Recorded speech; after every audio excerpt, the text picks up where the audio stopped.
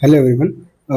This video is very important to you. अगर आपने जो है नाइपर जेई का एग्ज़ाम दिया था और आपका जो रिजल्ट आ चुका है और अब काउंसलिंग कैसे होगा, ये आप लोग जानने के लिए बहुत ही ज़्यादा जो है सोच रहे हैं कि कैसे होगा काउंसलिंग, क्योंकि इस बार जो है सब कुछ बदल गया है। तो कैसे होगा काउंसलिंग वो मैं इस वीडियो में बताने वाला हूँ आपको डिटेल में, तो आप उसको देख सकते हैं।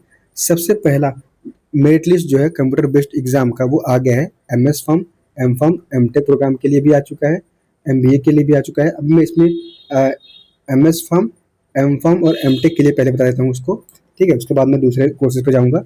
सबसे पहले जो है इम्पोर्टेंट बात आपको याद रखनी है, एक अच्छी न्यूज़ है आप लोगों के लिए। भैया CBT हेल्ड ऑन 13 जून 2026। आपका जो नाइपर जे का एग्जाम हुआ था 13 जून को हुआ था, कंप्यूटर बेस्ड टेस्ट था। उसका जो मेरिट लिस्ट है वो डिक्लेयर हुआ है अभी, ठीक है। Based on the marks scored by the candidate in the respective written exam, ठीक है। रेस्पेक्टिव रिटन एग्जाम में जो भी कैंडिडेट अपीयर हुए थे उनका कितना मार्क आया है, उसके बेसिस पे जो है ये रिजल्ट जो है डिक्लेयर हुआ है, ठीक है। और एक गुड न्यूज़ ये आप लोगों के लिए है कि कुछ कैंडिडेट ऐसे होंगे जो जीपीएट क्वालिफाइड नहीं होंगे, तो उनका भी हमको लगता है इसमें रिजल्ट आया हुआ है। क्योंकि अभी मैं आपको यहाँ पर आप देख सकते हैं कि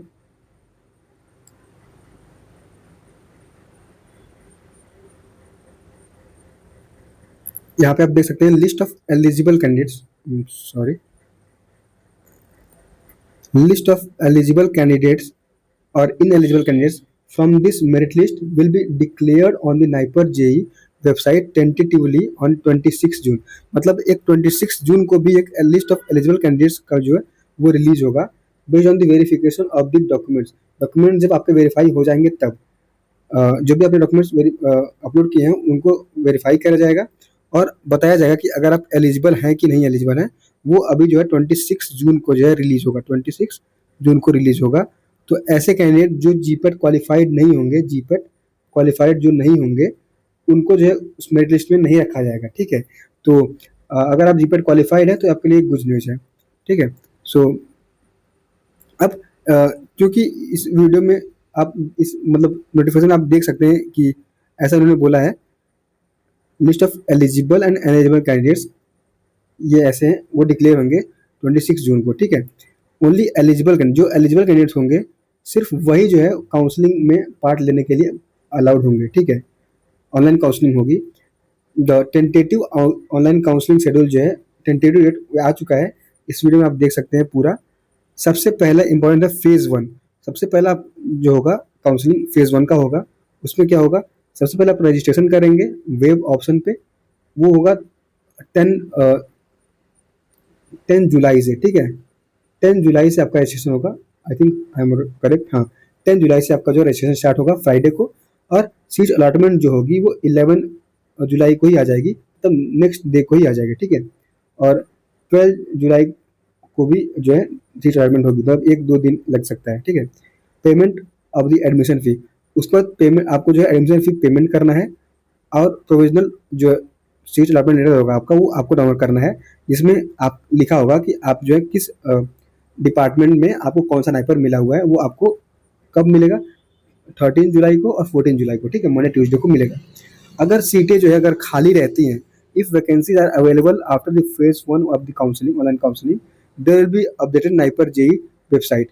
एक अपडेटेड नाइपर जेई वेबसाइट जो है कैंडिडेट के लिए होगा फेज़ 2 वहाँ पे, और फेज़ 3 ऑनलाइन काउंसलिंग, वहाँ पे आप अपना काउंसलिंग जो है करवा सकते हैं, ठीक है।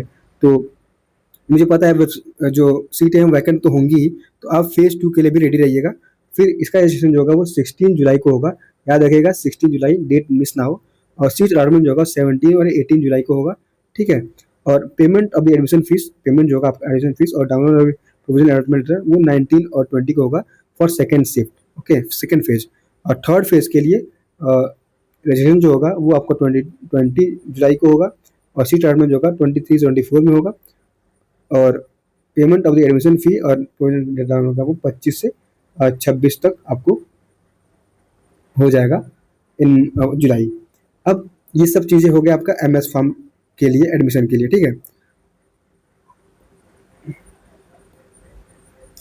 और यहाँ पे आप देख सकते हैं आपका रैंक वाइज जो है उन्होंने लिस्ट जारी कर दिया है, ठीक है। तो इसमें अगर आपका अच्छा रैंक आया है तो आप लोगों के लिए कॉन्ग्रेचुलेसन, आपको जो है एडमिशन जो है नाइपर में हो ही जाएगा। और अब हम लोग बात करते हैं एमबीए की काउंसलिंग, क्योंकि ये भी बहुत ज़्यादा ज़रूरी है, ये जानना ज़रूरी है आप लोगों को कि with reference to NIPER JEE 2026 computer based exam conducted on 13 June same, उसका जो मेरिट लिस्ट है वो आपको आ चुका है। सबसे ज़्यादा इंपॉर्टेंट जो है, जो भी कैंडिडेट एलिजिबल हैं for MS pharm, M pharm और एमटेक प्रोग्राम के लिए, वो ऑनलाइन काउंसलिंग में पार्टिसिपेट कर सकते हैं on rank basis. Details of which is provided in annexure 1, annexure 1 में उनका जो है डिटेल प्रोवाइडेड है, ठीक है।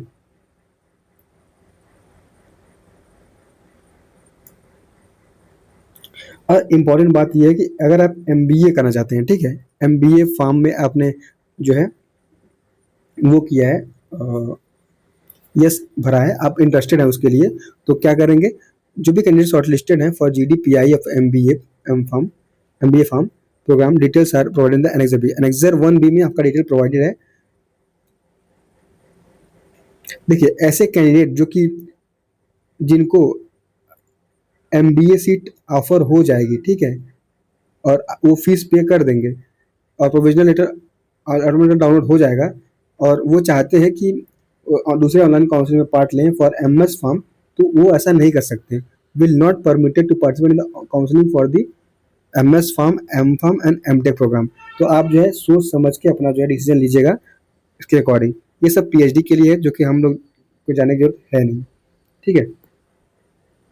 तो ये सभी चीज़ें जो इंपॉर्टेंट चीज़ें थी मैंने बताया आपको।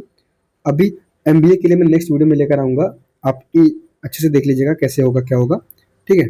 और कोई भी डाउट हो आपको तो आप जो है कमेंट सेक्शन में पूछ सकते हैं। और मुझे कन्फ्यूज़न है, but I think I am right, because इन्होंने ऐसा ही लिखा है, तो ऐसा ही होगा। यहाँ पे देख सकते हैं आप, उन्होंने लिखा है list of eligible and ineligible candidates from the merit list will be declared on NIPER JEE website tentatively on 26 June, ठीक है।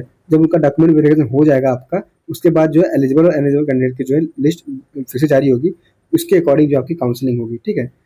सो फर्दर आपको कोई भी डाउट हो तो आप कमेंट सेक्शन में पूछ सकते हैं। Thank you for watching this video, और नेक्स्ट वीडियो में मैं लेकर आऊँगा आपको एमबीए के बारे में, कैसे जो होगा काउंसलिंग होगा, जीडीपीआई कब होगा, क्या होगा। और इम्पॉर्टेंट बात यह है आप लोगों के लिए कि कैसे आपको जो है ऑनलाइन काउंसलिंग करनी है, वो मैं आपको पूरा डिटेल में बताऊंगा। उसमें एक एफिडेविट लगेगा, वो क्या होता है वो सब मैं बताऊंगा आपको। तो नेक्स्ट वीडियो में आप बने रहिएगा। So thank you for watching this video.